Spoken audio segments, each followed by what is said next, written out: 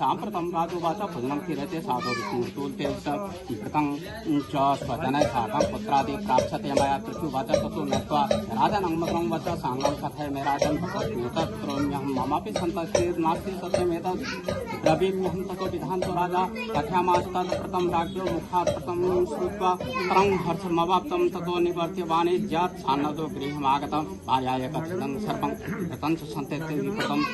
तदा व्रतं करिष्यामि यदा मे सन्तति भवेत् कस्मिंश्चित् दिवसे तस्य भार्या लीलावती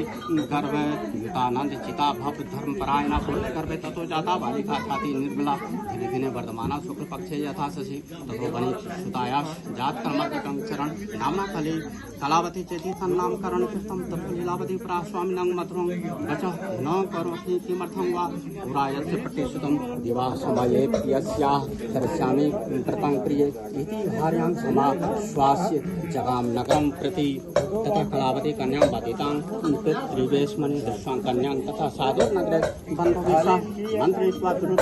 दूतं प्रेक्षयामास धर्मविद् व्यवहार्थं न कन्यां वरं श्रेष्ठं विचार्यन् तेन व्यक्तस्य दूतेषु काञ्चनं नगरं एव तस्मादेकं वनिपुत्रं समादाय गतो हि स दृष्ट्वा तु सुन्दरं बालं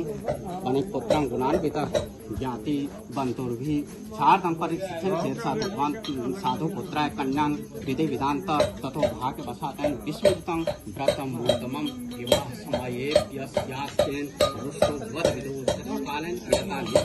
सार्धवाणी यार्थं गता शीघ्रं जामात्रा सहितो वणि रत्नसारपुरे रम्ये गत्वा समीपतापानिजं कुरुते साधुर्जामात्रा श्रीमता च पूरी निर्माय नगरे चन्द्रकेतो नृपस्य च एतस्मिन् काले तु सत्यनारायणः प्रभुः बृहस्पतिकमालोक्यं शापं तस्मै प्रदत्तवान् स्वः प्रवृत्ति कियत् कालं महत्त्वं भविष्यति तस्मिन् दिने राज्ञो धनवादाय तस्करः तेनैव पट्मना याता कृष्णदेशं विलोक्यन्ते दूतां समाहूय निज मा ध्यानं च दत्तवान् तत्पश्चात् भक्तान् दूतान् दृष्ट्वा चेत् सा धनं संस्थाप्यते गता शीघ्रमलक्षिता ततो दूता समायाता यत्रास्ते सज्जनो वनिः दृष्ट्वा नृपं तत्र गत्वा दूता वनिक्षुतो हर्षदूता भावमाणा नृत्य समीपिता तस्करो समावितो विलोक्या ज्ञापय प्रबोधेन व्यप्तस्य शीघ्रं दृढं बद्ध्वातु ताववो स्थापितव्यो महाद्वीपे कारागारे विचारयन् माया सत्यदेवस्य न श्रुतं च तयोर्वच ततस्तयोर्गृहं राज्ञां गृहीतं चन्द्रकेतूनां तथा तयोर्गृहे भार्या च दुःखी तावत् स्वर्णाभूतं सर्वं गृहे यत् स्थितं धनम् आदिव्याधिसमायुक्ता छुट्टिपाशाति पीडिता अनिश्चिन्तापराधोषा भ्रमते च गृहे गृहे तथा कलावती कन्यां भ्रमते प्रतिवासम् एकस्मिन् दिवसे रात्रौ शुद्धार्था द्विजमन्दिरं गत्वा पश्यत् तत्र सत्यनारायणस्य च उपविश्य कथां श्रुत्वा सम्प्रार्थ्यं वाञ्छितं प्रसादं भक्षणं कृत्वा एव रात्रौ गृहं प्रति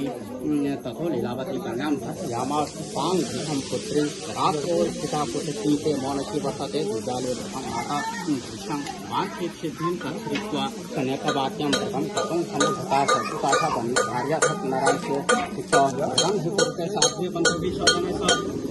जामातुरक्षत्रमागच्छतां निजातमम् इति देवं परं याचे सत्यदेवं पुनः पुनः सत्यनारायण प्रभु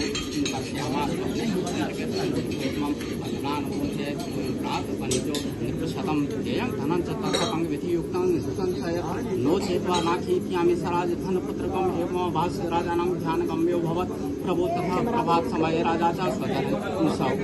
सभा मध्ये महाजनों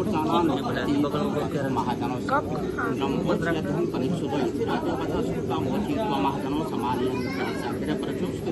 अन्य दो बने निकट बंधना तथो महाजनों नत्वा चंद्र